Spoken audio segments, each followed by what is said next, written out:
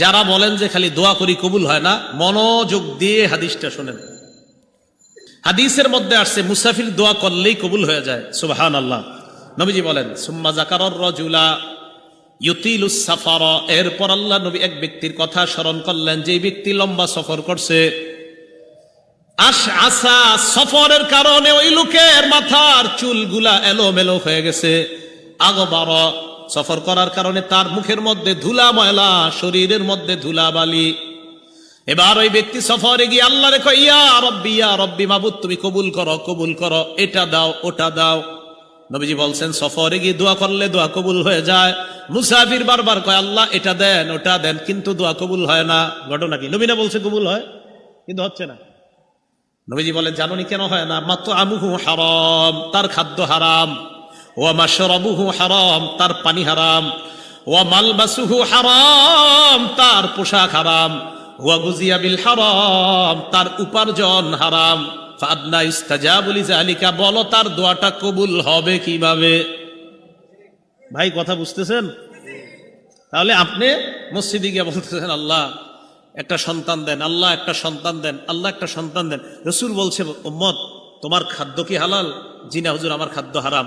রাসূল বলছেন তোমার পানীয় কি হালাল? না, আমার পানীয় হারাম। রাসূল বলছেন তোমার পোশাকটা কি হালাল? না, না, আমার পোশাক হারাম। রাসূল বলছেন তোমার উপার্জনটা কি হালাল? না, আমার উপার্জন হারাম। তো আপনি খালি বলতে থাকেন আল্লাহ দেন দেন দেন, কাজ হবে না। পোশাক হারাম, খাদ্য হারাম, পানীয় হারাম, হাজারো দোয়া করেন, কবুল হবে না। আগে তো আপনার শর্ত ঠিক রাখতে হবে, আল্লাহ দোয়া কবুল করবেন যদি, তো যদি তো ঠিক নেই, আপনার হালাল যাইতে হবে। আল্লাহ আমাদেরকে বুঝার তৌফিক দান করেন। তাহলে সন্তান এরপরেও হালাল ভাবে চাওয়ার পরেও যদি দোয়া কবুল না হয়, তা আপনি নিশ্চিত থাকবেন যে আপনি হালাল খাদ্য পেটে ঢুকানোর পরে যখন দোয়া করবেন, আপনার দোয়া 3 পদ্ধতির এক পদ্ধতিতে কবুল হয়েই যাবে। 1 নাম্বার, নগদ কবুল হবে দুনিয়াতে। ইম্মা আইয়ু আজ্জিলা লাহু ফিদ দুনিয়া, হয়তো আল্লাহ নগদ ওটা আপনার দুনিয়াতে কবুল করবেন। 2, যদি কবুল না করে ইয়াকশিফা আনহু সুআ, এই দোয়ার পরিবর্তে আগামীকাল আপনি একটা বিপদে পড়তেন, পরশু একটা বিপদে পড়তেন, আজকের দোয়াটা কবুল না করে ওই বিপদ থেকে আল্লাহ আপনাকে উদ্ধার করে দিবেন।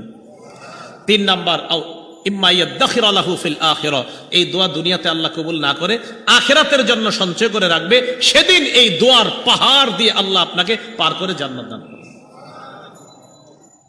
তাহলে সন্তান এর জন্য দোয়া করা। দোয়া যখন করবেন, দোয়ার কিছু নিয়ম আছে। সবচেয়ে উল্লেখযোগ্য একটা নিয়ম মনে রাখবেন, দোয়ার শুরুতে আল্লাহর প্রশংসা করা, এরপর নবীর উপর দুরূদ পড়া। বলেন আল্লাহর প্রশংসা করা, এরপর নবীর উপর দুরূদ পড়া, এটা দোয়ার মধ্যে করবেন। এই জন্য আমাদের ইমাম সাহেবরা যখন দোয়া করে দেখবেন বলে আলহামদুলিল্লাহি রাব্বিল আলামিন ওয়াল আকিবাতু লিল মুত্তাকিন ওয়াসসালাতু ওয়াসসালামু আলা সাইয়্যিদিল আম্বিয়া ওয়াল মুরসালিন, এরপর বলে আল্লাহ রে আল্লাহ এটা দেন, ওটা দেন। তাহলে প্রথমে প্রশংসা করে, পরে আবার দুরূদ পড়ে। তিরমিজি শরীফের 3476 নম্বর হাদিসের বর্ণনা, বাইনামা রাসূলুল্লাহ সাল্লাল্লাহু আলাইহি ওয়াসাল্লাম কাঈদুন, নবীজি মসজিদের মধ্যে বসা। ইজ দাখালা রাজুলুন, এক ব্যক্তি মসজিদের মধ্যে আসছে, আসার পর ফাসাল্লা, নামাজ পড়ছে। নামাজ পড়ার পর এরপর ওই লোকটা আল্লাহকে বলতেছে আল্লাহুম্মা গফিরলি আল্লাহুম্মা আরহামনি, আল্লাহ আপনি আমাকে ক্ষমা করেন, আপনি আমাকে দয়া করেন। নামাজ পড়ছে, নামাজ পড়ে দোয়া করছে, আল্লাহ আপনি আমাকে ক্ষমা করেন, আপনি আমাকে দয়া করেন। নামাজ পড়ার পর দোয়া করার পর লোকটা চলে যাচ্ছে। নবীজি ডাক দিলেন আজিলতা আইয়ুহাল মুসাল্লি, ও নামাজি তুমি একটু তাড়াহুড়া বেশি করে ফেলছ। ওই ব্যক্তি কয় হুজুর বুঝি নাই।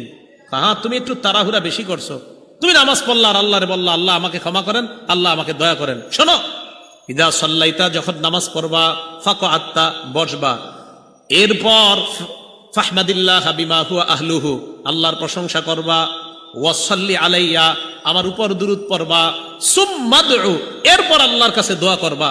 হাদিসের শেষে নবীজি সাল্লাল্লাহু আলাইহি সাল্লামের সাহাবী বলেন সুম্মা জাআ রাজুলুন আখর সুম্মা সাল্লা রাজুলুন আখর, আরেক ব্যক্তি আসছে, আয়েশা নামাজ পড়ছে।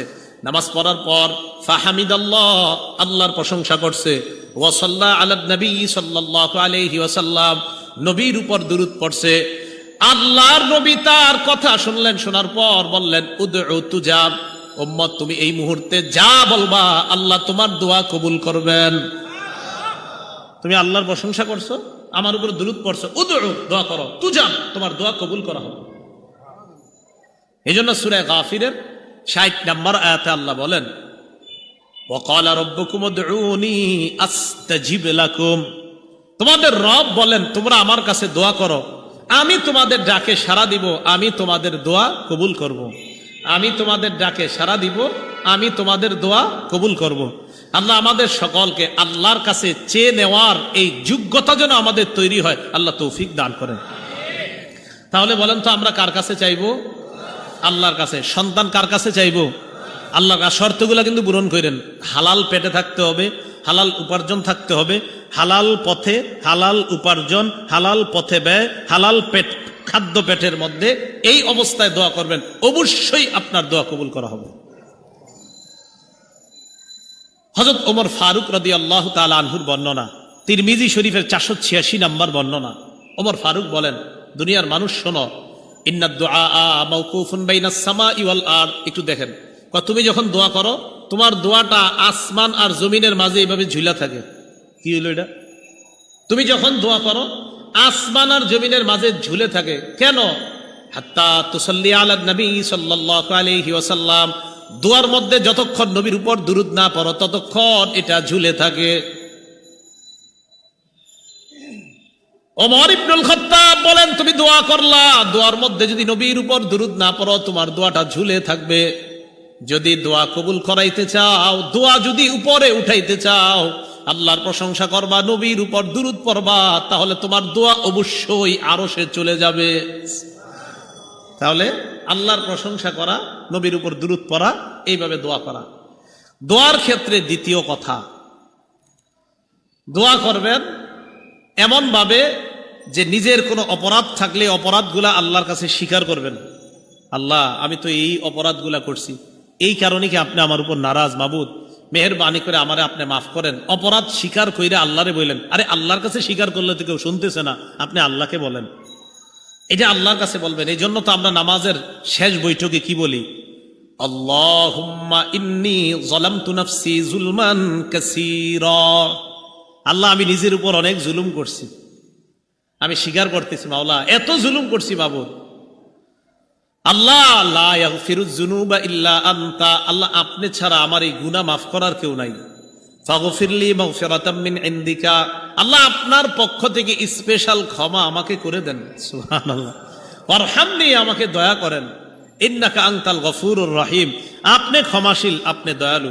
তাহলে 2 নাম্বার, দোয়া যখন করবেন আপনার অপরাধ টপরাধ যা আছে এগুলা স্বীকার করে আল্লাহরে বলবেন, আল্লাহ আমি ওই অপরাধগুলা করছি, স্বীকার করতেছি, মাবুদ আপনি আমার উপর অসন্তুষ্ট হয়েন না, আল্লাহ আমারে মাফ করে দেন। আল্লাহ আমাকে ক্ষমা করে দিয়ে, দীর্ঘদিন যাবত আমাদের সন্তান হচ্ছে না, আল্লাহ হয়তো ওই অপরাধের কারণে কি আপনি নাখুশ হয়ে আছেন কিনা, আল্লাহ অপরাধগুলা ক্ষমা করে দেন, আমাদের সন্তানের ব্যবস্থা করে দেন। এই গেল 2 নাম্বার। 3 নাম্বার আত-তাদাররু, কাকুতি মিনতি করে আল্লাহর কাছে দোয়া করা। কি বলবে? কাকুতি মিনতি, আল্লাহ দেন দেন, এইভাবে কাকুতি মিনতি করে আল্লাহর কাছে যেইভাবে পারেন দোয়া করা, যেন আপনাকে দেখলে মনে হচ্ছে আপনি অসহায়ের মতো আল্লাহর কাছে কি যেন বলতেছেন। কাকুতি মিনতি করে দোয়া করা। সূরা আনআমের 42-43 নম্বর আয়াতে আল্লাহ বলেন, ওয়ালাকাদ আরসালনা ইলা উমামিন মিন ক্বাবলিকা ফাআখাযনাহুম বিল বাসাই ওয়াদ-দাররাই লাআল্লাহুম ইয়াতাদাররুন। নবীজিকে বলেন, ওয়ালাকাদ আরসালনা ইলা উমামিন মিন ক্বাবলিক, আপনার পূর্বে আমি অনেক রাসূল পাঠিয়েছি। ফাআখাযনাহুম বিল বাসাই ওয়াদ-দাররা, যে জাতিদের কাছে আমি রাসূল পাঠিয়েছি তাদেরকে আমি দারিদ্রতা দ্বারা, অভাব অনটন দ্বারা, ক্ষুধা দ্বারা পাকড়াও করলাম। কেন পাকড়াও করছি জানেন? লাআল্লাহুম ইয়াতাদাররুন, যেন তারা আমার কাছে কাকুতি মিনতি করে, আমারে যেন বলে আল্লাহ আমাদেরকে দারিদ্রতা দিয়েন না। আল্লাহ বলেন, ফালাউলা ইজ জাআহুম বাসুনা তাদাররু, আমার গজব আসার পরেও তারা আমার কাছে কাকুতি মিনতি করে নাই। গজব আসার পরেও আমার কাছে তারা কাকুতি মিনতি করে না। তখন কি হয়েছে? ওয়ালাকিন কাসাত কুলুবুহুম, তাদের অন্তর আরো শক্ত হয়ে গেছে। ফাযায়্যানা লাহুমুশ শাইতানু আ'মালাহুম, ফলে শয়তান তাদের কর্মগুলা তাদের কাছে মোহনীয় করে উপস্থাপন করেছে।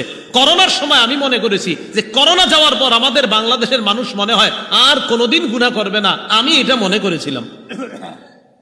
আল্লাহ বলেন গজব দিলাম আমার কাছে কাকুতি মিনতি করার জন্য। কিসের কাকুতি মিনতি? ওই সময় নাকি ইন্টারনেট এত পরিমাণ ইউজ করা হয়েছে করোনার সময়, যা করোনার আগে পরে ইউজ করা হয় নাই, ঘরে বসে বসে আর সুযোগ করে দিস। তো কোথায় কাকুতি মিনতি করবেন গজব আসার পর? কাকুতি মিনতি বাদ দিয়া গুনাহ করা। আল্লাহ বলে গজব দিলাম আমার কাছে কান্না করো, কাকুতি মিনতি করো। এরা কয় না, আমাদের অন্তর শক্ত, আপনি করোনা না আরো কিছু দেন, কান্নু না। ভাবসাব এমন। কাকুতি মিনতি করা ৩ নাম্বার। তো এইভাবে আল্লাহর কাছে বলা। আল্লাহ পাক রব্বুল আলামিন বলেন সূরা আরাফের ৫৫ নাম্বার আয়াতে, উদউ রাব্বাকুম তাদাররুআন ওয়া খুফিয়া, তোমরা তোমাদের রবকে ডাকো কাকুতি মিনতি করে এবং গোপনে। মসজিদের এক কোনায় বসে যান মিয়া, সব মুসল্লিরা বের হওয়ার পর আস্তে ধীরে আল্লাহর কাছে আপনি বলতে থাকেন। আস্তেই বলেন, কোনো সমস্যা নাই। আল্লাহকে আস্তে বললেও আল্লাহ শোনেন। সহিহ বুখারীর ২৯৯২ নম্বর হাদিসের বর্ণনা, রাসূলের সাহাবী আবু মুসা আশআরী রাদিয়াল্লাহু তাআলা আনহু বলেন, কুন্না মা রাসূলিল্লাহি সাল্লাল্লাহু আলাইহি ওয়াসাল্লাম ফি সাফার, নবীজির সাথে এক সফরে ছিলাম আমরা। কুন্না ইদা আশরাফনা আলা ওয়াদ, আমরা যখন উঁচু জায়গায় আরোহণ করতাম, হাল্লালনা ওয়া কাব্বারনা, আমরা লা ইলাহা ইল্লাল্লাহ বলতাম আর বলতাম আল্লাহু আকবার, হাত্তা ইরতাফাত আসওয়াতুনা, আমাদের আওয়াজগুলা মাঝে মাঝে বেশি হয়ে যেত। লা ইলাহা ইল্লাল্লাহর আওয়াজ আর আল্লাহু আকবারের আওয়াজ খুব বেশি হয়ে যেত মাঝে মাঝে। নবীজি আমাদেরকে বলতেন, ইরবাউ আলা আনফুসিকুম, এই নিজেদের প্রতি একটু সদয় হও। ইন্নাকুম লা তাদউনা আসাম্মা ওয়ালা গায়িবা, আরে তোমরা যে রবকে ডাকতেছো সেই রব বধির না যে ওনারে জোরে বইলা শোনাইতে হবে। উনি বধির না, উনি শোনেন। ওয়ালা গায়িবান, উনি অনুপস্থিত না। ইন্নাহু মাআকুম, ওই রব তোমার সাথেই আছেন। ইন্নাহু সামিউন করিব। আপনি মসজিদের এক কোনায় বৈশা এই আস্তে ধীরে কাকুতি মিনতি করে কর, আরে বলতে থাকেন, প্রতিদিন বলতে থাকেন, আর সন্তান হবে আপনার। বলতে থাকেন বারবার, আরে বলেন না আস্তে ধীরে বসে বসে বলেন, আল্লাহ আপনি ছাড়া কই যাবো, এইভাবে আল্লাহরে বলেন। আল্লাহ আপনার কথা শুনবে না তো কারটা শুনবে? এগুলো ৩ নাম্বার, কাকুতি মিনতি করে আল্লাহর কাছে চান। ৪ নাম্বার, দৃঢ় প্রতিজ্ঞা নিয়ে চাবেন, না আমাকে দিবেই আল্লাহ। দৃঢ় প্রতিজ্ঞা ৪ নাম্বার, আমাকে দিবেন, আমার রব আমাকে দিবেনই, এই প্রতিজ্ঞা করা, এটা ৪ নাম্বার। সহিহ বুখারীর বর্ণনা ৬৩৩৯ নাম্বার হাদিসের বর্ণনা। ক্বালা রাসূলুল্লাহ সাল্লাল্লাহু আলাইহি ওয়াসাল্লাম, নবীজি সাল্লাল্লাহু আলাইহি ওয়াসাল্লাম বলেন, লা ইয়াকুলান্না আহাদুকুম, তোমাদের কেউ যেন এইভাবে দোয়া না করে। কিভাবে? আল্লাহুম্মা গফিরলি ওয়ারহামনি ইন শিতা, আল্লাহ আপনি আমাকে মাফ করেন, আপনি আমাকে দয়া করেন যদি আপনি চান। কই এমনি দোয়া করো না, কই তোমাদের কেউ যেন দোয়া এইভাবে না করে যে আল্লাহ আপনি আমাকে মাফ করেন, আপনি আমাকে ক্ষমা করেন যদি আপনি চান। তুমি এটা আবার কি কইলা, যদি আপনি চান? নবীজি বললেন এইভাবে বলবা না, লিয়াজিমিল মাসআলা, তুমি দৃঢ়ভাবে বলবা আল্লাহ আমাকে মাফ করেন, আল্লাহ আমাকে ক্ষমা করেন, দৃঢ়তার সাথে বলবা, এটা দৃঢ়তার সাথে বলবা। ফাইন্নাহু লা মুকরিহা লা, আল্লাহকে বাধ্য করার মতো কেউ নাই। তুমি যে আল্লাহরে বললা আল্লাহ আপনার মন চাইলে মাফ করেন, আল্লাহরে কি তুমি বাধ্য করতে চাও যে মন চাক আর না চাক? এটা কেমন শব্দ বললা? এই শব্দ আল্লাহকে কখনো বলবা না। আল্লাহ মাফ করেন, আল্লাহ ক্ষমা করেন, একিন রাখবা আমার রব আমাকে মাফ করবেনি, আমার রব আমাকে ক্ষমা করবেনি। আপনি আস্তে ধীরে কাকুতি মিনতি করে মসজিদের কোনায় বসে বলেন, আল্লাহ সন্তান হচ্ছে না, সন্তান দেন। মা বোনরা যারা আছেন ঘরে এক জায়গায় বসেন, বৈশা আল্লাহরে বলেন, আল্লাহ বিয়ে হলো 10 বছর সন্তান হয় না, আল্লাহ আপনি দেন, আপনি ছাড়া তো সন্তান কেউ দিতে পারে না, মাবুদ কোথায় যাব, আল্লাহ আপনি দেন। দৃঢ় প্রতিজ্ঞা রাখবেন যে আমার রব আমাকে সন্তান দিবেনি। জাকারিয়া নবীকে বৃদ্ধ বয়সে দিলেন, ইব্রাহিম নবীকে বৃদ্ধ বয়সে দিলেন, আপনাদের তো বয়স এখনো 30 বার হয় নাই। রাসূল সাল্লাল্লাহু আলাইহি সাল্লাম বললেন আল্লাহর কাছে চাইতে হবে কিভাবে বলেন তো? দৃঢ় প্রতিজ্ঞা, না আমার রব আমাকে দিবেন। 5 নাম্বার, পিরাপিরি করা। পিরাপিরি মানে কারে কয়? পিরাপিরি আবার কারে কয় দেখেন, একটু বুঝেন আবার। আল্লাহ দেন দেন দেন, আল্লাহ দেন, আল্লাহ আপনি দেন, আপনি দেন, আপনি না দিলে কে দিবে? আল্লাহ আপনি দেন দেন, এইভাবে বলা, এটারে পিরাপিরি। ফাথুল বারি 11 নম্বর খণ্ড 98 নম্বর পৃষ্ঠায় আসছে আম্মা জান আয়েশা সিদ্দিকার বর্ণনা, ইন্নাল্লাহা ইউহিব্বুল মুলিহিনা ফিদ দুআ, দোয়ার মধ্যে যারা এটা করে বারবার, আল্লাহ দেন দেন, আল্লাহ আপনি দেন, আপনি না দিলে কে দিবে, আল্লাহ দেন দেন, এইভাবে বারবার বলাটা আল্লাহ পছন্দ করে। যে আমার বান্দা আমারে বারবার বলতেছে, আল্লাহ পছন্দ করে। তাহলে সন্তান আপনি আল্লাহর কাছ থেকে চেয়ে নেবেন, নেওয়ার পর এই সন্তানটাকে আদর্শ যোগ্য সন্তান হিসাবে গড়ে তুলবেন, লালন